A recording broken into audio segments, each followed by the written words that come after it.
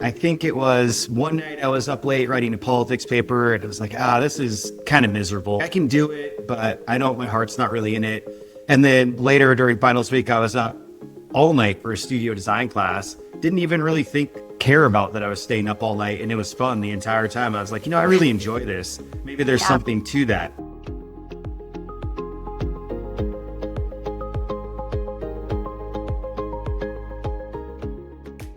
Welcome to LUXEtalk, where we talk purpose, positivity, and all things luxury. I'm your host, Lisa Berg. And today we have with us Mark Nichols. Mark is a California and Washington licensed architect and founder of Nichols Design with over 15 years of experience in residential and mixed-use architecture. A LEED accredited professional with a Master of Architecture from the University of Oregon, he focuses on sustainable client-centered design. His work earned recognition, including a top 10 ADU in LA and features in LA Weekly and Destination LA. Welcome, Mark. Hi, thank you for having me, and look forward to talking all things architecture and all the aspirations that architects might have in the world of real estate. I love that. That's fantastic. So tell me, Mark, how did you get started with architecture? And you built Nichols Design from the ground up. What motivated you to do it, and share with us how that all came about? Oh, you're going to regret that, because I'm going to start all the way back in childhood. How much time do you have? I love it. So it's a very cliche story in that my parents noticed that I loved to play with blocks as a kid, and they were always kind of nudging me, hey, it seems like you really like making things and building things. Maybe be an architect. So that thought's always been marinating in the background. And it's true, I did always enjoy that form of creativity. So they pushed me to take a drafting class in high school so I could have a better understanding of what the actual practice is like. And I liked it, but I then, counterproductive to my overall goal, I went to a liberal arts college that didn't have an architecture program. I was studying politics. I thought I was going to become a lawyer. Okay. No offense to any lawyers listening, but thank God I didn't, because that just wasn't the right fit for what I like to do. But I think I was in junior year of college, and I had quite a few politics classes, and then was also taking some studio design classes, because I never really fully gave up this idea of, maybe I could become an architect. And I think it was one night I was up late writing a politics paper, and it was like, this is kind of miserable. I can do it, but I know my heart's not really in it. And then later during finals week, I was up all night for a studio design class. Didn't even really care about that I was staying up all night, and it was fun the entire time. I was like, I really enjoy this. Maybe there's something to that. When I graduated undergrad, I took a program at University of Washington that's like Intro to Architecture. Anyone can join. And I absolutely loved it. And I honestly haven't even really looked back since. It feels like I've just blinked and now I'm here. So that's how I got started. And then what drove me to start my own practice was architecture school can be a little misleading for young and aspirational architects, in that you have studio courses where you get a design challenge or prompt for that studio, and you might have a fake client or some sort of parameter or prompt you're designing to, but it's not like a real client. You're essentially still the client, because you're making all the decisions on behalf of this on paper client.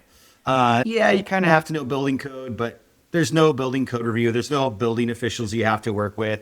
There's no general contractor. There's no consultants. There's no architecture firm that you're working in that you have to work with. You're all of those rules. So you have this unlimited creative authorship on projects, and it's exciting and amazing. And you're like, this is architecture.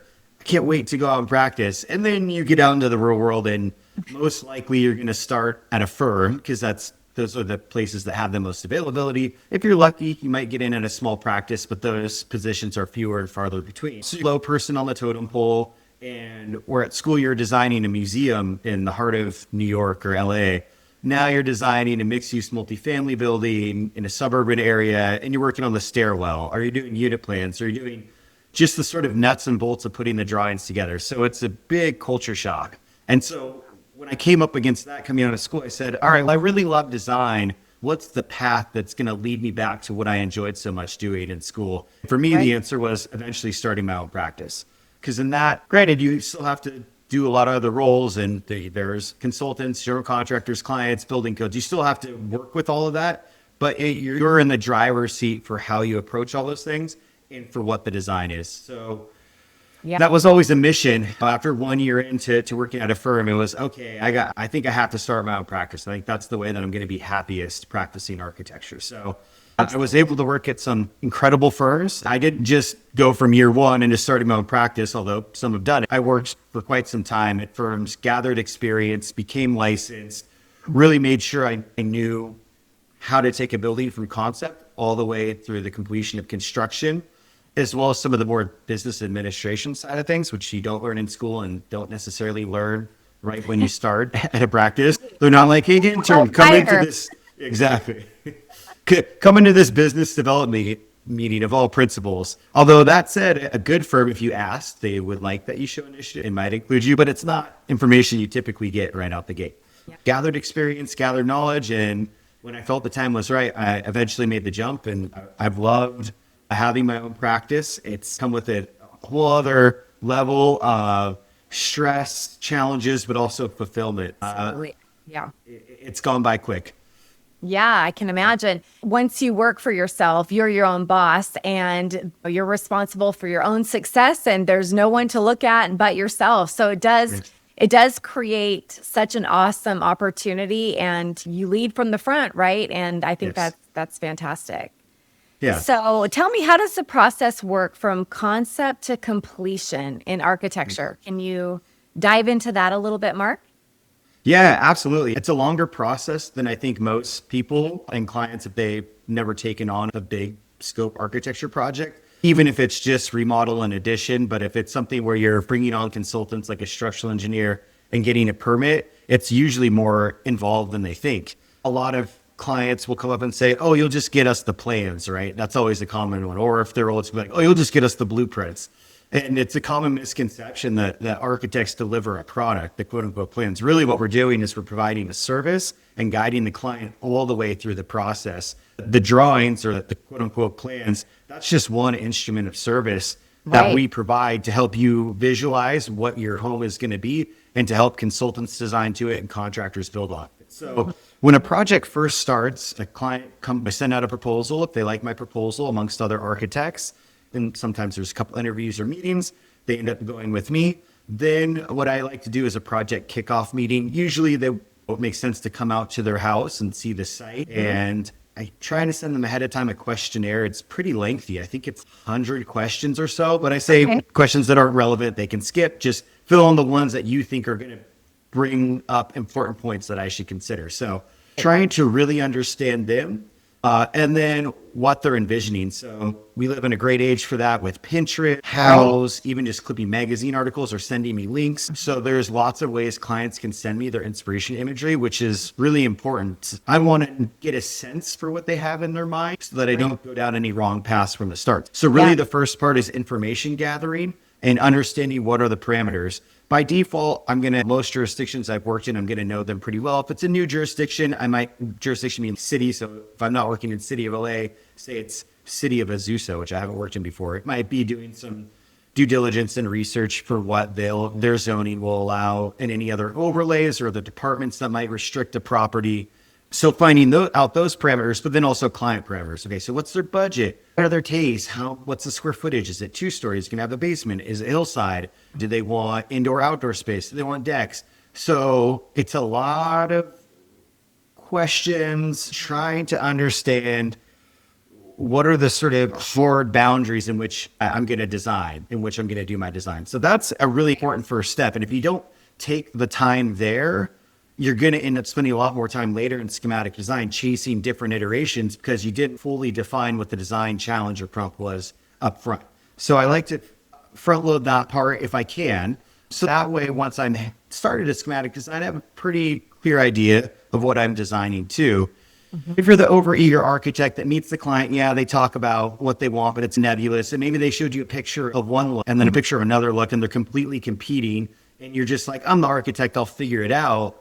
Do the design. You're setting yourself up for maybe some initial pushback from the client, or maybe not a continuation of momentum when you show them the first design. The first design submission, in my opinion, is usually one of the most important because that's where you win their confidence, right? Hired you, they paid a big fee. it's been about a month and a half or 2 months, they haven't seen anything yet, you're working on it, then there's this kind of big reveal of the initial concept. And if you're way off, that can just kill a project momentum. And then you're kind of earning the client's trust back that you can deliver on what they're envisioning.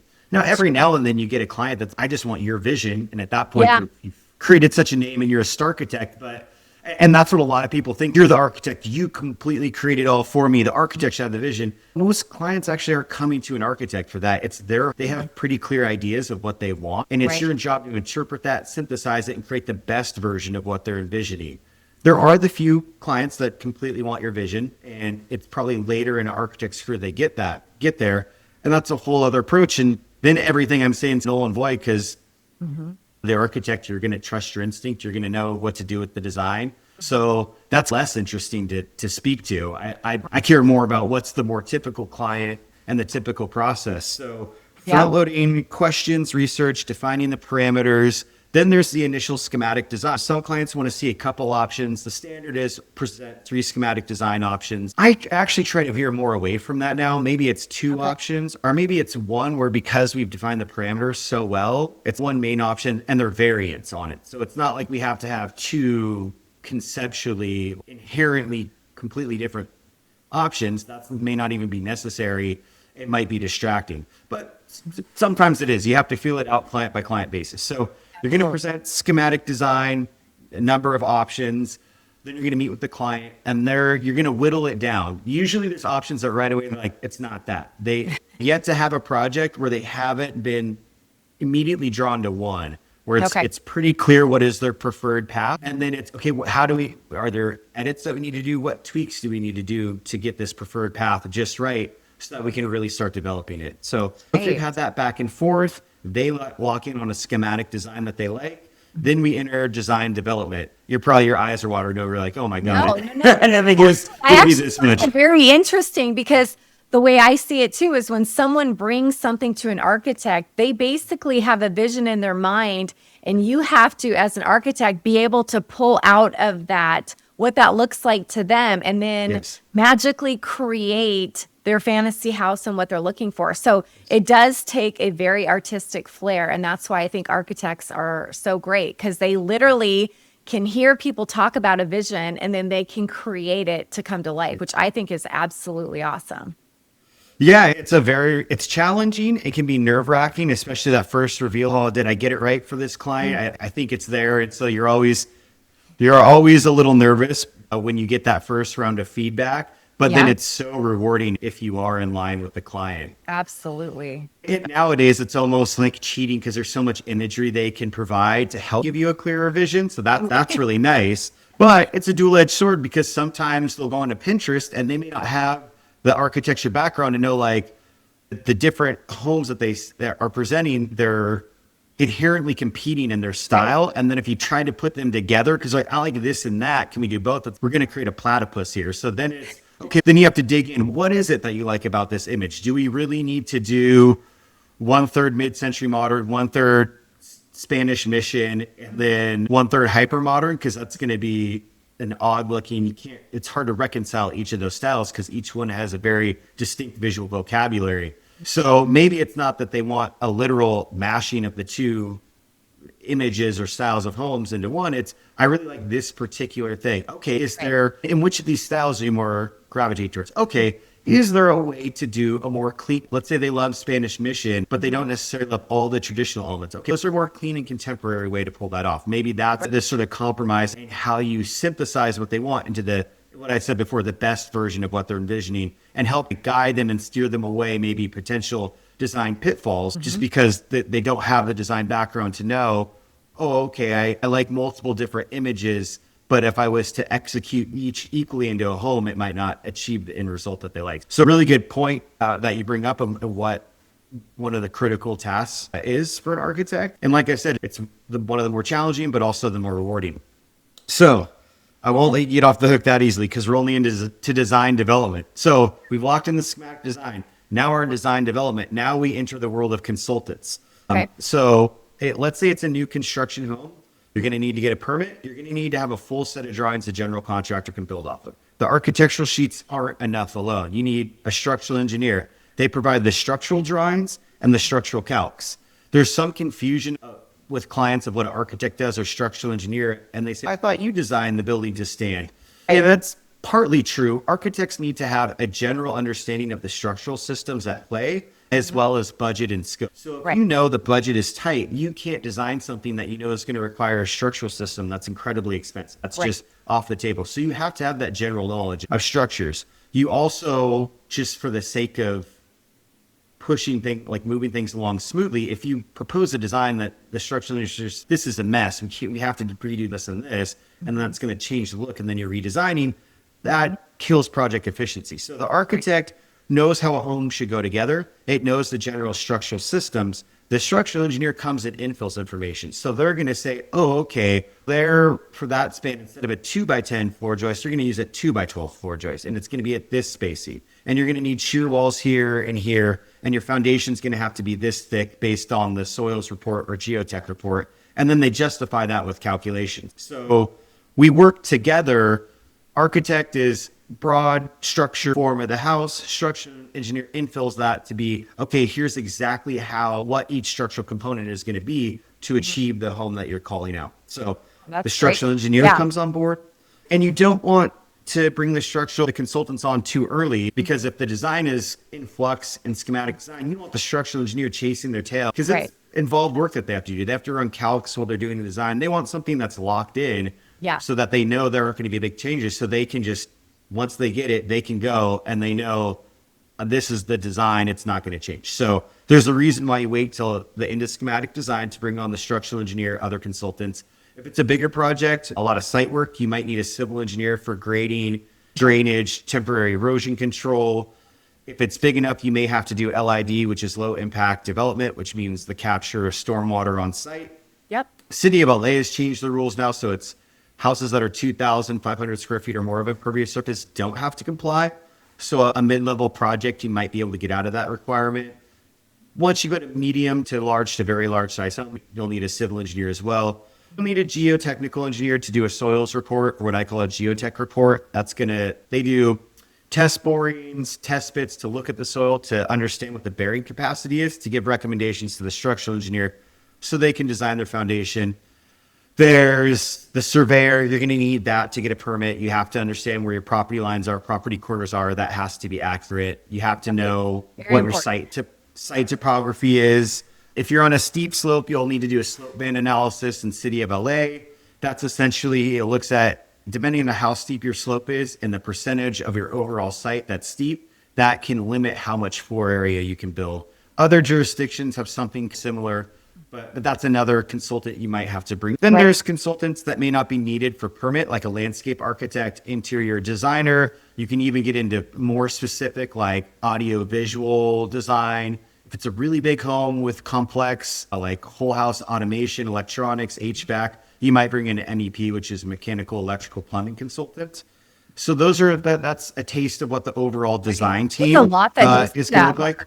There's a lot that goes into that. And a lot of listeners might not have any idea on how the whole process works. So it's great that you're walking us through this step by step. Can you tell me, like, when someone comes to you with an idea of a design, what do you think is the turnaround time? I know everything's so different depending on the project and stuff, but if I were coming to you and I wanted you to create all this for me, what kind of timeline am I looking at before we are like moving along and really actively building and going for it? Yeah, that's a great question, and a common one that clients ask when we're first starting a project. Like you said, there are variables, and I'll get into those, but I'll give what's a bare minimum timeline. So this assumes we get through schematic design. There aren't a lot of client revisions. We get the design locked down relatively quickly, and there's good feedback with the client. So to get through schematic design, to have a locked in design, that's usually about a month and a half to 2 months, right? Yep. Then when you go into design development, that's probably another month and a half to 2 months. And that's the time it takes the architect to create the permit set. So all the drawings that the city's going to need to see to make sure it's a functional and code compliant building. And that also gives the other consultants, like the civil engineer, the structural engineer, time to do their drawings and calcs. Most structural engineers, civil engineers are going to need a month and a half to 2 months for a medium-sized home. So this is an idealized scenario. Now we're at 4 months from project start to when we're submitting to permit. Submitting to permit, absolutely depends on where you're submitting. City of Malibu and you're going through coastal, could take a year and a half to Wow. go through the permitting process. City, a smaller city, like City of Azusa, if you know the different departments and start early, that could be like 3 or 4 months. Okay. So I'm going to stay on the bare minimum timeline. Let's say 4 to 5 months. Let's call it 4 months to get through plan check.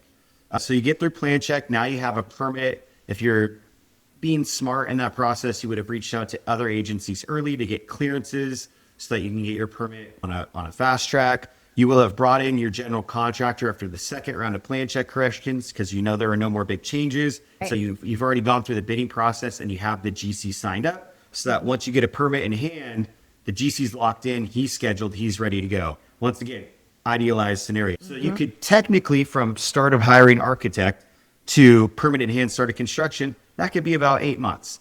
Okay. For a mid-sized home, new construction, the construction could take a year, call it a year and 4 months. So now that I've said all that, don't count on that at all. If you're a client and there's financing involved with this, that's not a timeline. That's like it could happen and it's a good target. So when you're hiring your architect and they're bringing on consultants, have that target in mind. They know that you have an aggressive approach to the timeline, but here are things that are going to delay it.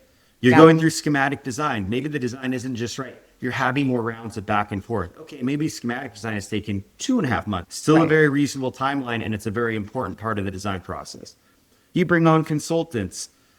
Yeah, maybe it takes them a month and a half. It might take 2.5 months. Let's say it's a hillside project, and you had assumptions for foundation, and they've talked to the geotech, and the geotech has said, well, actually, you're going to have to include another set of retaining wall or more Right. piles, and this is going to drive costs. Okay, now let's revisit design. Maybe there's a way to value engineer ahead of getting bids from the GC based on what we learned in just getting the structural drawings. It's assuming that as the structural engineer, civil engineer do the drawings, nothing comes up that's noteworthy or that would require maybe rethinking design or slight design tweaks. So maybe that shifts to 3 months. Okay, now we're 5.5 months before we've submitted to plan check. That's a lot more realistic and more typical for what I see for my projects and other architects who I talk to.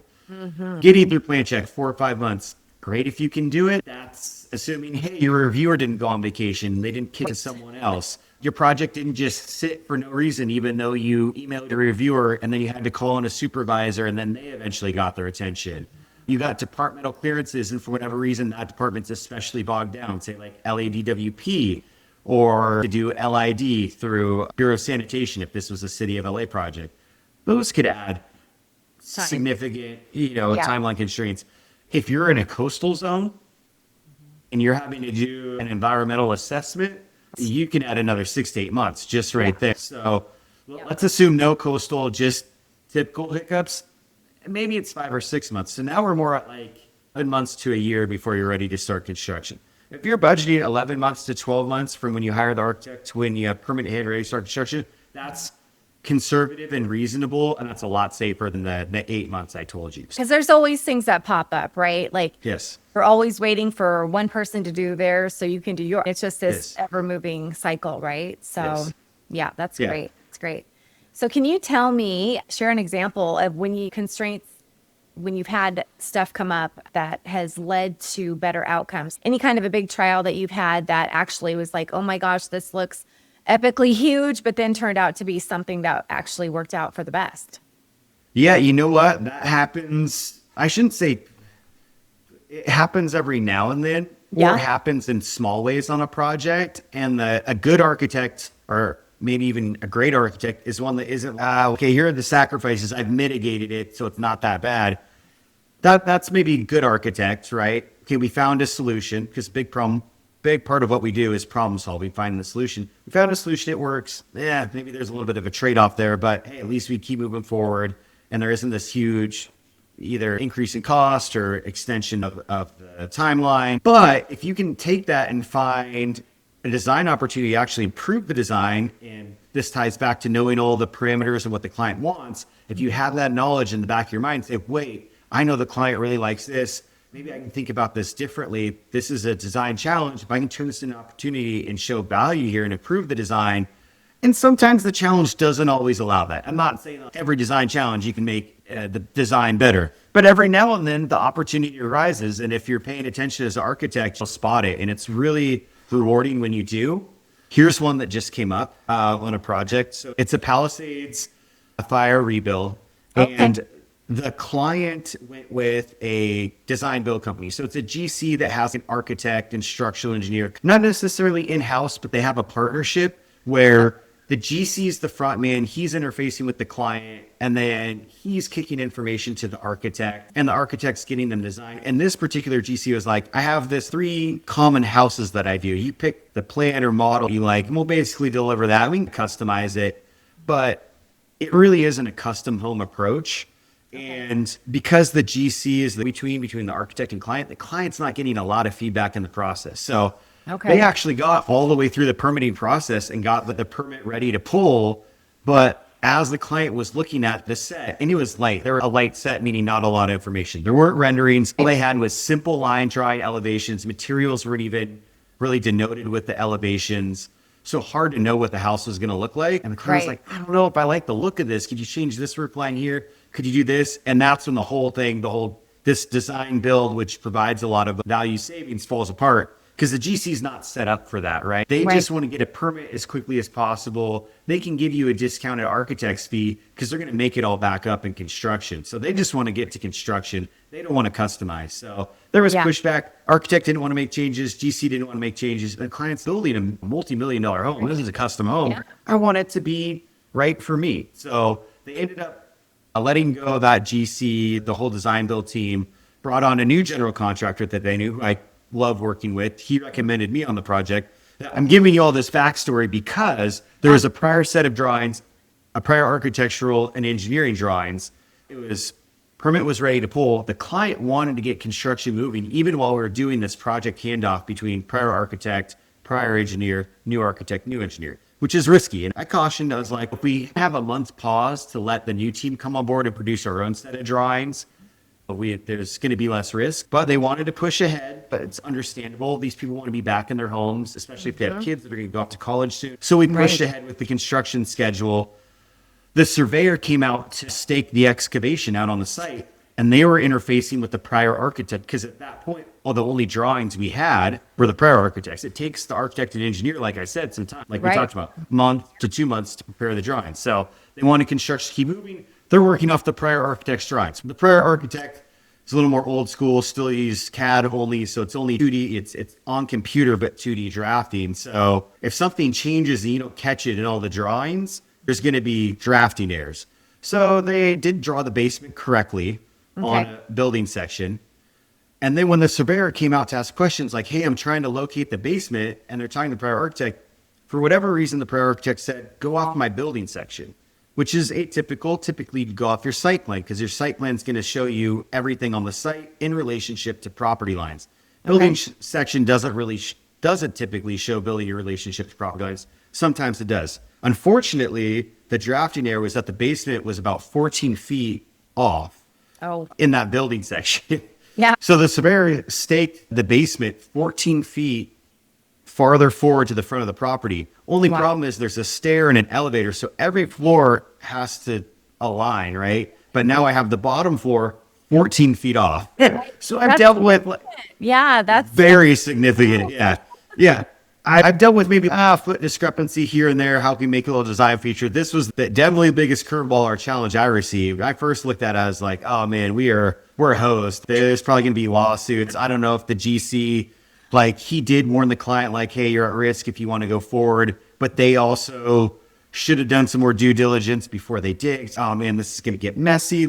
Might go into lawsuit, delay the project, and then the lawyer costs. But some architects could say, I'm not dealing with this. You guys did it wrong. Not my fault. You excavated the basement wrong. And I told you this was risky. You should wait until we have drawings. You got it. And they went ahead to the point, not only excavation, they set up the formwork, all the rebar. And for a subterranean basement, it's a lot of rebar. Wow. So it's like $100 grand of rework, if not more, and another month and a half.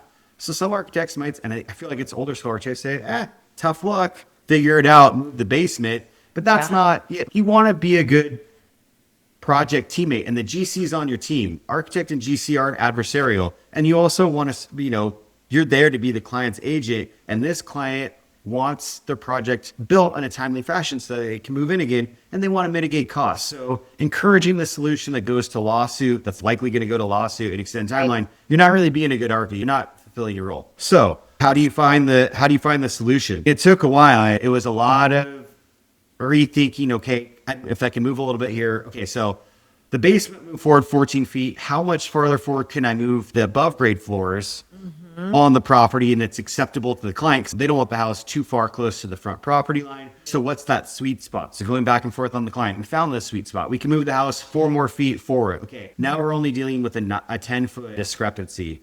All right, we had the elevator in this location. What happens if we completely move the elevator? We shift the stair down. What are there spaces that can be gained? We notice, okay, a powder room's in a weird spot. Let's put the powder room much closer to the living area. And actually, it opens up a better entrance into the office, which we want to be more private. We never really liked where the elevator penthouse was hitting at the rooftop deck. So it's blocking the view. Now that we've moved the elevator, hey, now we've opened up the view. Now we've improved the rooftop deck.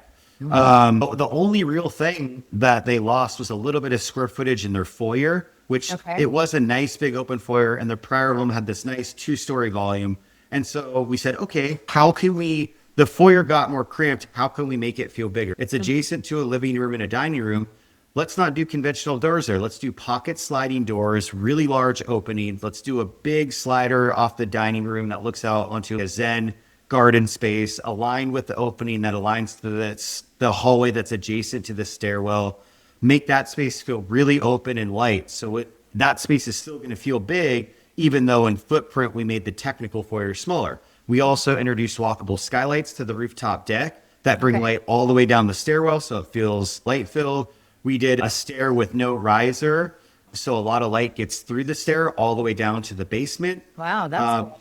And he created a really killer stair and improved the spaces around the stair so that across the board, there were improvements. The client didn't like, okay, the house got a little bit farther forward in the front yard, but we gained 4 feet in the backyard, which is already cramped backyard. So at the end of the day, when we looked at what the new layout achieved in order to deal with this discrepancy in the basement, there was more net positives. And even the things that were negatives, when we found ways we could improve that with design, weren't even really negatives anymore. So that's the good instance of pivoting, Mark. That is literally, you've got a crazy situation and a lot of big things are going on, but you're able to pivot in that. And that's what makes you a good architect. Yeah. You have to be able to produce the pretty picture, right? Especially in LA. I just went on this directory of architects that people can look up for fire rebuilds, and it's daunting a little bit. When you look at all these other architects, you're like, God, they're doing killer work. That's beautiful. You're like, how do I compete? There's a lot of architects that can create great work. Yeah. A part of the way you can differentiate yourself is client service. So being available, making sure you're really listening to the client and having that great relationship so you're enjoyable to work with. You can be an architect that produces great, I call pretty pictures, but overall great homes or great designs, but you might be a pain. So clients may not want to come back to you. And then also problem solving. It's not going to be a perfect process. So how can you find solutions throughout that's what's going to help differentiate you? And also through word of mouth, if you can deliver on something like that, you can count on great word of mouth for people spreading the word of Word of mouth is everything. Word of mouth is everything. So tell me, since the whole fire in the Palisade thing happened that you touched on earlier, have you seen an increase in your business from that clientele base? Yeah, I have. I'm particularly busy with fire rebuilds right now. Right after it happened, there was this first wave of people reaching out. I think they were maybe they were more gathering information, trying to understand how much an architect would cost, because then they have to look at their insurance and say, how much is the insurance set aside for design fees and how much of that can allocate to an architect? So there was quite a few inquiries. Not a lot of those went anywhere. And you can tell I'm bitter about design build setups. A lot of the proposals that I sent out, I ended up losing to not another architect, but quote unquote a design build company that says, you don't need an architect. I got a guy. We have an architect. Right. What most clients don't realize is you're sacrificing something. Okay, you're probably getting a pretty good general contractor. You're probably not getting a great architect with a design build company. That's not true across the board. There's exceptional design build companies that have great architects. So it's not like, that's not an absolute statement, but for most, that's probably the trade-off that you're making. You're also losing input and customization during the design process. And the clients don't know how much they're sacrificing because at the end of the day, they see price tag because the design build guy can say, oh, the typical architect's fee, just for the sake of easy math, is $100,000. For some homes, it could be even more. Well, architect's fee is $20,000. Why are you going to pay $80,000? And for some of these clients, and maybe didn't have full insurance coverage or they're not getting a great payout, $80K is a big consideration. So it's really hard to compete against that. And then it's my job, and I probably didn't do as good of a job as I should have, of conveying your value of, okay, and making it more apples to apples, because it isn't really just the $80K difference. There's a lot of trade-offs in value and cost that go into that comparison between typical architect and design build. I warned you, I'm a chatty Cathy. So I love it. No, I promise. I promise you there's an endpoint to this. I love this because there's so many different things that go into it. And it's so nice to just dive into the meat and potatoes of it, because most people don't know, unless they've worked directly with it. And there's a lot of great stuff you have to add. So a flurry of requests at first right after the rebuilds, then it got quiet, and then the second wave, and then I got really busy with those. Okay. But you'll see stories like, oh, LADBS isn't issuing enough permits. I know they're the common enemy, and I should want to try to blame them for being slow. They still are a government agency, right? They're not going to give you a permit after one day. It takes some time. They're a lot faster compared to how they typically are for conventional projects, and are allowing you to get quite a lot of it with your rebuild. You can rebuild what was there plus 10% in terms of your building footprint, your height, but also things like basements. They'll just let you add a full basement because as long as it's not expanding your footprint past 10%. So if the home's 2,000 square feet, you could build out that, if you have the budget for it, 2,000 square foot basement. Now you have wine room, movie theater, gym. So there's a lot of value you can bring into the second life of your home if you choose to rebuild. And LADBS has been great in that regard in incentivizing it and making sure things go quickly. It actually, in my opinion, isn't a permit issue. There's still, of the amount of homes that were lost, the amount of people that actually applied for a permit versus homes is relatively low. And that's because people don't necessarily have the money immediately available or don't know what to do with insurance. They don't have proper insurance coverage. They don't know if they want to rebuild an area that's prone to fire. They might be of an age of, say, do I need this big of a home? Is it time for me to live elsewhere? Do I want to wait for the time it takes to build a new home? Do I want to wait 2 or 3 years to be back in my home? Do I want to process again? Right.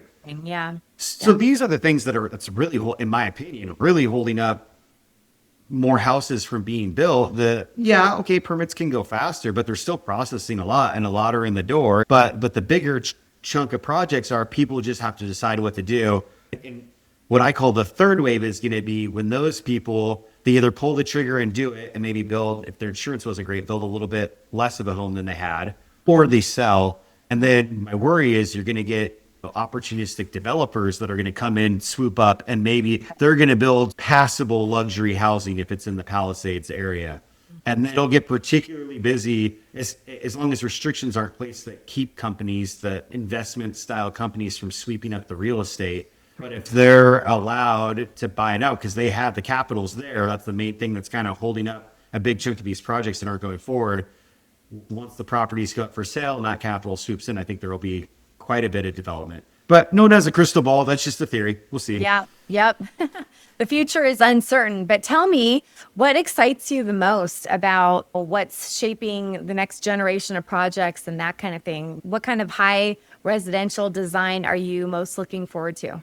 I think you had mentioned I have a focus on sustainability. So I still think that's important, although on the luxury side, it's fading into the background more. I feel like late 90s, early 2000s, there was more this like high performance is luxury. So showcasing, like making it really clear all the building systems for how your home is minimizing its impact. And that becomes expressed with the design. Now those items are still the code dictated, but they are still valued by a lot of clients. But maybe it's, okay, how do we conceal the solar panels, or how do we make them feel more designed? If we're catching rainwater, how does that become a feature, but it looks, instead of a rain cistern where it's more the expressing the utilitarian aesthetic, how do we hide that or integrate that more so we have this seamless luxury home? You don't even notice these building components that are handling the sustainable design of the house. Which is great. Yeah, which is nice Yeah. because then it's like this next step of it's just so expected. You don't have to celebrate the component itself. It's just a part of the design. And I forget the famous architect designer who said this, but great design, you don't even notice. I like that. That's fantastic. Yeah. It's behind the scenes design that's just working flawlessly, but looks good at the same time. So I'm excited for that. So the next level of how can we integrate sustainable design in a really beautiful way, in a way that is inherent to the architecture and improves it. So if you have a green roof, is there a way that you're working with the landscape architect that you bring some of that green roof actually into the living space? So there's a blend of the indoor and outdoor, but you're also mitigating heat island effect with your roof. And maybe that green roof is filtering a little bit of stormwater before you kick it out onto the site to percolate. So interesting. All these things that look really beautiful in pictures, but can also be serving a sustainable design strategy. And if you execute it in a high design way, is a luxury item. So that's what I'm excited about for home design, and also resilient homes, especially here. How do you build homes that can withstand wildfires, that are complete force of nature, and do it in a way that's beautiful and a high-end home? If you look at the guides for defensible space, and I think there's insurance companies that say fire-ready home, they'll show you like a square home with a gable roof with 3 windows, tiny little windows, and gravel around it because you can't have any planting, and then a barren yard. You created a fire resilient home, but you also created a home that no one wants to live in. Right. Or spend a lot of money to build. Yeah. So how do we create a high-end version of a fire-resistant, resilient home? Not having any vegetation next to the house is a good idea. But if it's permanently irrigated and wet, is that less of a mitigation issue? If you have sprinklers out at the roof eave that kick on once fire gets within that 5-foot zone, and you have deep roof overhangs, you're already protecting that zone with another system. So maybe you don't have to not have planting there. Maybe you have other ways to mitigate fire risk when you get within that 5 to 10 foot zone. Maybe there is strategic heights of planting so that, okay, maybe you can't put tall trees next to your house, but maybe there's a way to still landscape the yard where you're still creating a fire break with how you've laid out your vegetation, but you still have a nice landscaped yard. Like, how do we... Appealing to the eyes. Yeah. So those are some things that they're design challenges, but also opportunities to really create this sort of next generation of home and what it can achieve. That's fantastic. That's absolutely innovative. I love it. I love the sound of that. And I just wanted to thank you, Mark, so much for coming on today. Thanks for answering the questions. And can you tell our audience where they can find you? Yeah, my Instagram has a lot of my work, both built work and then work that's in the process. So that's always a great way to find me. And it's just at M Nichols Design, which is my company name. My website too, mnicholsdesign.com would be great. And you can reach out to me through email that way as well. That's probably the best impression because that's where you get to see what I call quote unquote pretty pictures. But I hope I hear from you through those outlets.